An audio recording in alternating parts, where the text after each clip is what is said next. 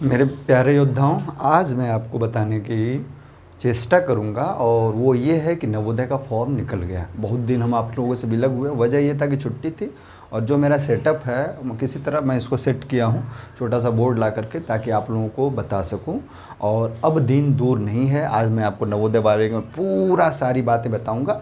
अंत तक बने रहेंगे तो आपको सारी बातों का, क्योंकि होता क्या है, छोटी छोटी बात आप मिस कर जाते हैं तो फिर दिक्कत हो जाती है आप उस एग्ज़ाम के समय, क्योंकि एक ही बार फॉर्म भरने को मिलता है और फिर एग्ज़ाम के समय में आपको त्रुटि रह जाती है। तो ध्यान से देखेंगे, ज़रा सा भी विलग नहीं होंगे और फिर मज़ा आएगा। सबसे पहले क्या है कि ये है क्या कि जब 1985 में राजीव गांधी थे, 1986 से इसकी संकल्पना हुई, तो 1985 में राजीव गांधी ने क्या किया कि जो हमारे रूरल क्षेत्र के बच्चे हैं, मतलब जो ग्रामीण क्षेत्र के अच्छे बच्चे हैं, उनको धरातल पे लाया जाए, उनको अच्छे से मतलब शिक्षा दीक्षा के दिया जाए। क्योंकि आप जानते ही हैं, शिक्षा के लिए सबसे ज़्यादा ज़रूरी चीज़ होती है, वो होती है जीन और वातावरण। तो अच्छा वातावरण दिया जाए, मतलब आवासीय वातावरण दिया जाए, ताकि बच्चे अच्छा कर सकें। इसलिए 1985 में किया और 1986 से ये मूलभूत रूप ले लिया। और आपको मैं बता दूं कि भारत के लगभग अब देखिए टोटल भारत में मतलब डिस्ट्रिक्ट जो है स्टेट में है 721 और 45 जो है यूनियन टेरिटरी में 766 जिले हुए। उस 766 में 661 जिले में, मतलब जिला मुख्यालय से दूर या जिले में ना उसी जिले में एक नवोदय विद्यालय रहती है। तो अब हम आपको बता रहे हैं कि क्या है। अब क्या है कि हर एक साल जुलाई में होता था इस मतलब इसका सेशन।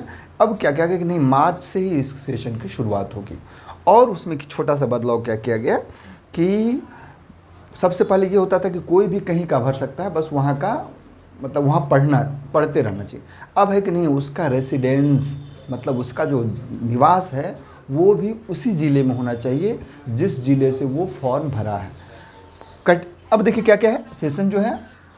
अब एलिजिबिलिटी क्या है, candidate who are bona fide residence of this district, मतलब उसी ज़िले का वो निवासी होना चाहिए और क्लास 5 में उसका जो 2023-24 का जो इस समय जो सेशन चल रहा है कक्षा 5 का स्टूडेंट हो। फिर दूसरा क्या है इसका नॉर्म्स कि वो कैंडिडेट 3, 4 और 5, ऐसा नहीं कि रिपीटर उसमें आ जाएंगे, 3, 4, 5 और हर एक साल पास किया हो उसी स्कूल से।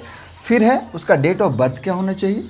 इसकी जो जन्मतिथि है वो 1/5/2012 से 31/7/2014 के बीच में होना चाहिए, दोनों इंक्लूड हो। मतलब 1/5/2012 से लेकर के 31/7/2014 तक, मतलब 31/7 से यदि उल्टा करते तो 31/7/2014 से 1/5/2012 के बीच में यदि किसी का जन्मदिन है तो वो इसके लिए एलिजिबल हो सकते हैं। फिर है इसका 1/3 जो है वो लड़की के लिए आरक्षित होता है और 75% सीट जो होती है वो ग्रामीण क्षेत्रों के बच्चों के लिए होता है और 25% जो होता है वो शहरी क्षेत्र के बच्चों के लिए होता है। ध्यान रखना है कि आपको 3, 4, 5 उसी स्कूल से होना चाहिए।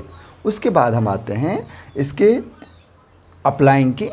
वैसे मैं इसकी लिंक जो है उसमें डिस्क्रिप्शन में डाल दूंगा, navodaya.gov.in ये वेबसाइट नंबर है http।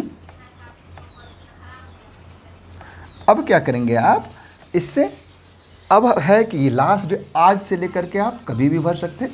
थोड़ा लेट हुआ, इसको मुझे जल्दी पब्लिश करना चाहिए था, लेकिन वास्तविकता ये थी कि समय ही हमारे पास नहीं था और न इस तरह का सेटअप था। कल मैं कोशिश किया कि इसका सेटअप बनाऊं और आप लोगों को प्रोवाइड कराऊं।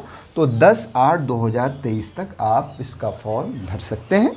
और जो एग्ज़ाम है, एग्ज़ाम दो तरह से होता है कि ठंडे प्रदेशों में और गर्म प्रदेशों में। गर्म प्रदेशों में 20 पहले हमेशा एक ही दिन होता था।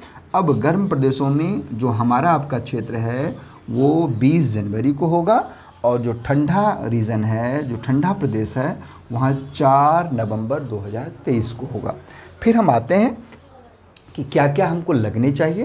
तो जब भी जो भी बच्चा है 3, 4, 5 एक फॉर्म आता है जो कि आपको उपलब्ध हो जाएगा, उसको भी मैं उसमें डाल दूंगा फॉर्म का। तो आपका फॉर्म जो है उसमें फिलअप होना चाहिए, जिसमें सारा डिटेल आपका भरा होना चाहिए और वो प्रधान अध्यापक जो है वो सर्टिफिकेट देंगे, मतलब उसमें कि हमारे यहाँ कक्षा 3 में, 4 में और 5 में पढ़ रहा है। उसके बाद तो वो प्रिंसिपल के द्वारा वो स्कैंड कॉपी उसमें लगेगा, वो उसमें इंक्लूड होता है। फिर आपका फ़ोटो और सिग्नेचर जो होता है वो भी उसमें स्कैंड होता है, और वो 10 से 100 KB के बीच होना चाहिए। फिर गार्जियन का सिग्नेचर वो भी 10 से 100 KB। उसके बाद गार्जियन एक प्रमाण पत्र देता है कि हमारा बच्चा है, हमारा मूल निवास ये है वो, तो उसकी जो है 50 से 300 KB के बीच होना चाहिए। उसमें स्टूडेंट का भी सिग्नेचर होता है।